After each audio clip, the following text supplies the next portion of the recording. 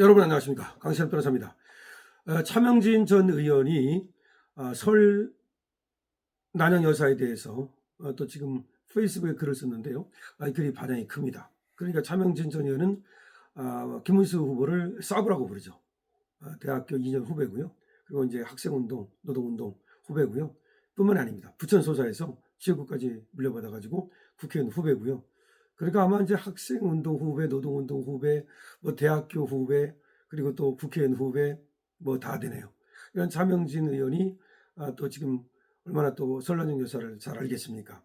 그래서 특히 유시민이 설란영 여사를 사실상 잘 알지도 못하고 그렇게 비하하고 그런 거에 대해서 얼마나 또 할 말이 많겠습니까? 그런데 차명진 의원이 아주 자신의 페이스북에다가 자신이 알고 있는 설란영 여사를 잘 묘사를 했고, 또 여러분도 이런 것들을 알고 우리도 알고 다른 사람들한테 알려서 그야말로 많은 사람들이 그들의 미담, 그러니까 김문수 후보가 어떤 사람인지, 설란영 여사가 어떤 사람인지, 그리고 저들이 공격하는 것이 얼마나 잘못됐는지 이런 것들을 좀 알릴 필요가 있을 것 같습니다. 이렇게 쓰고 있습니다. 내가 설 여사를 처음 본 건 구로공단에서 노동운동을 하다가 해고당했을 때다. 40년 전 일이다. 구로공단에서 이제 노동운동을 해도 계속해서 노동운동을 할 수 있는 것이 아니고, 이게 이제 들키고 그러면, 학생이라는 것이 들키고 그러면 해고당하잖아요. 또 들키지 않았다 하더라도 거기서 뭐 다른 사람들을 갖다가 이제 설득하고 이렇게 하면서 뭔가 그 소위 노동운동 하면 당연히 해고당하죠. 이제 그 해고당했을 때 그 무렵에 설란영 여사를 처음 알게 됐다. 40년 됐다. 해고자 모임에서 격려차 방문을 왔다. 해고자 모임에 격려차 방문을 왔다. 자기 해고됐으니까 이제 그때 해고자 모임에서 봤다는 거죠. 작은 체구의 단호한 어투였다. 작은 체구의 단호한 어투였다. 이렇게 기억하는 거 보면 보통 강단 있는 분이 아니에요. 보통 볼 때 여성을 갖다가 단호하다 이렇게 표현을 잘 안 하는데, 역시 노동운동 하던 그런 강단 있는 그런 여성을 생각하면 될 것 같아요. 작은 체구였지만 단호한 어투였다. 남편이 보안대에서 고문받은 이야기를 눈 하나 깜짝 않고 하는데 무서운 사람이라는 생각이 들었다. 그러니까 김문수 후보하고 이제 그때 결혼했을 때 그 남편이 보안대에 가서 끌려가서 고문을 받았다는 얘기를 하는데, 그것을 그야말로 감정 변화 없이 눈 하나 깜짝 않고 그대로 얘기를 하는데, 상당히 강단 있는 사람, 그야말로 의윤회강이라는 생각이 들었다는 얘기죠. 무서운 사람이라는 생각이 들었다.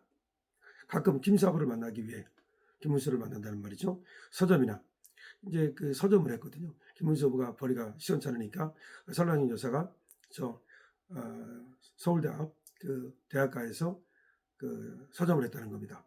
그때 이제 서점이 신림역 쪽으로, 그쪽으로는 이해찬이가 서점을 하고 있었고, 김부겸도 그쪽에서 서점을 했었다는 거죠. 그리고 봉천동 쪽으로, 이쪽으로는 김문수 후보의 서점이 있었다는 겁니다. 그런데 이해찬이라든지 저 김부겸 서점은 그럴듯한 데 비해서 이 지금 김문수 후보의 서점은 작았다고 그래요. 그 당시 이제 노동운동 같은 사람들이 아마 서점을 해서 생계를 이어갔던 모양인데, 또 아마 서점을 하는 이유가 그런 생계를 이어가기 위한 목적뿐이 아니라, 제가 생각에는 아무래도 서점을 하다 보면 그들이 읽고 싶은 어떤 그 책 이런 것들을 좀 자연스럽게 구입해서 읽을 수 있는 어떤 하나의 통로가 아니었나 그런 생각도 드는데요. 어쨌든 이제 서점한다 그러면서 거기서 이제 모이는 하나의 비밀 장소 뭐 그런 역할을 했을 가능성도 있고, 하여튼 간에 그래서 김사부를 만나기 위해서 서점을 갔을 때 그때 이제 설랑영 여사를 보게 됐고, 댁에 들렀을 때도 설 여사를 봤다. 김문수 집에도 가봤다는 거죠.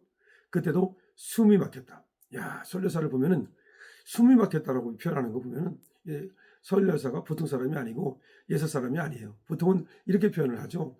항상 다정했고 온화했다. 그리고 항상 친절하게 대해줬다. 뭐 보통 그렇게 이제 얘기를 할 텐데, 지금 이제 그런 어떤 기억보다는 역시 설랑영 여사가 가진 어떤 그 노동운동하는 사람 내지는 노동운동을 하는 사람을 남편으로 둔 어떤 그런 사람의 그 어떤 단호함, 절박함 이런 거, 그런 어떤 그 강경함 내지는 또 그 긴장감 이런 것이 아마 느껴졌는가 봐요. 그러니까 지금 이렇게 숨이 막혔다라고 얘기를 하지요.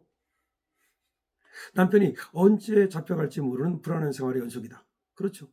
남편이 언제 잡혀갈지 모르는 불안한 생활의 연속이었다. 돈을 한 푼도 벌어오지 못하면서 주변 후배들한테는 물 쓰듯 한다. 김문수가 또 돈을 못 벌어오면서도 그 서점에서 어렵게 번 돈 갖다가 또 후배들한테 쓰고 그랬는가 봅니다. 물 쓰듯 한다는 걸 보면은 김문수 후보가 남한테 베푸는 것도 상당히 잘한 것 같습니다. 설레사 표정은 한결같았다. 불안한 표정, 실은 내색 한 번 안 했다. 불안할 수도 있잖아요. 남편이 얼마나 불안합니까? 그 당시 무슨 국회의원 되기 전이고 그야말로 노동운동 하다가 잘못되는 사람도 많고 인생 그야말로 종치는 사람도 많고 그럴 수도 있지만 불안한 표정이라든지 실은 내색을 안 했다. 딸을 키우면서도 여성노동자회 그런 일을 했고 타가소 일로 정신없고 짜증도 날 텐데 항상 평온한 표정이었다. 딸을 키우면서도 여성노동자회 타가소 일로 정신없고 짜증도 날만하건만 항상 안온한 표정이었다. 김사부가 김문수가 처음 정치할 때였다. 설레사는 나를 또 한 번 놀라게 했다. 그러니까 노동운동할 때도 그 모습을 보고 놀랐는데 정치를 시작하고 나서 또 나 한 번 나를 놀라게 했다. 과거 운동권 시절에 그렇게 당당하던 분이 저렇게 남편 따라 여기저기 굽신굽신하는 모습이라니. 과거 노동운동할 때는 그렇게 당당하고 강경했던 분인데 남편 따라 다니면서 표를 이제 찍어달라고 할 때 그렇게 굽신굽신하는 모습을 보면서 또 놀랐다. 김문수의 성공 실화는 혼자 만들어낸 게 아니다. 김문수가 지금까지 성공을 했다면 지금 국회의원을 했고 경기도지사를 했고 장관을 했고 또 지금 대통령 후보가 됐고 성공이라면 성공이죠. 그런데 그것이 혼자 만들어진 게 아니다. 내가 김사부한테는 가끔 대드는데 차명진 얘기입니다. 내가 김사부한테는 가끔 대드는데 설레사한테는 함부로 말도 못 붙인다. 작은 체구에서 뿜어나오는 카리스마에 눌린다. 그 작은 체구에서 뿜어나오는 카리스마에 눌린다.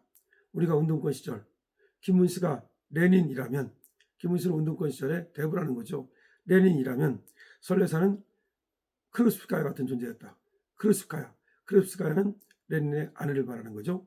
크루스카야는 레닌의 부인이자 혁명 동지였다. 그냥 아내가 아니라 혁명 동지였다. 세진전자 노조위원장 출신 설 여사는 운동권 여성의 로망이었다. 세진전자 노조위원장 출신 설 여사는 운동권 여성의 로망이었다. 설 여사가 김문수 후보와 결혼해서 신분 이동했다는 해석은 세상을 신분 관계로 보기 때문이다. 본인이 그렇게 결혼을 했을 거다. 그러니까 유시민이 그놈은 그렇게 했을 거다.